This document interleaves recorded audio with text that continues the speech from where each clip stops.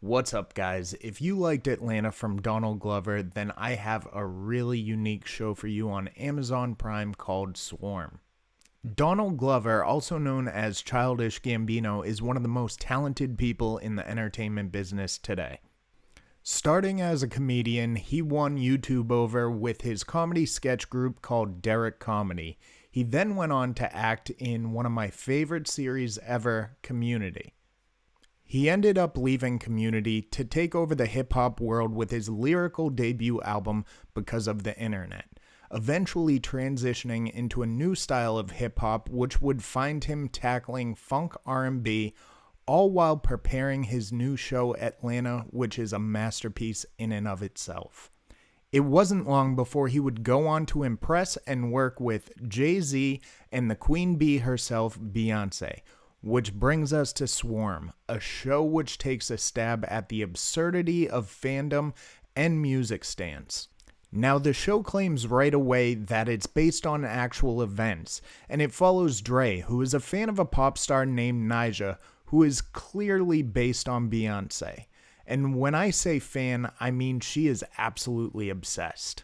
Buying $4,000 tickets to her show instead of paying rent, obsessively listening to her music, defending her on Twitter to the point where it drives her to murder.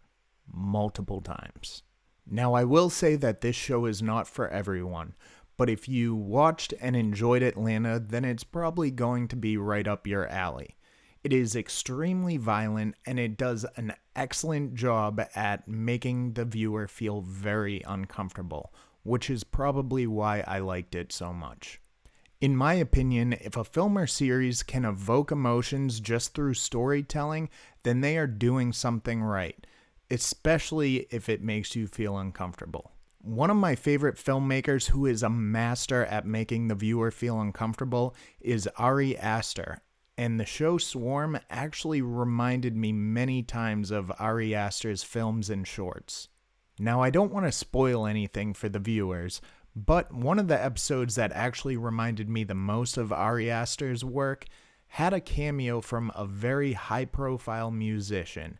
Now, I won't say her name, but I'm sure you guys will recognize her right away, and she's throughout most of the episode, and she does an excellent job in her acting debut.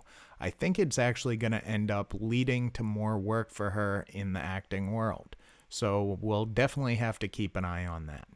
Overall, I think Swarm is an excellent show, and with just 7 episodes, it's a pretty quick binge, if you ask me. I mean, I blew through it in just a couple of days, and it was definitely worth it. So if you're into it, let me know what you guys think down in the comments below. This has been The Art of Streaming, and I will see you guys next time.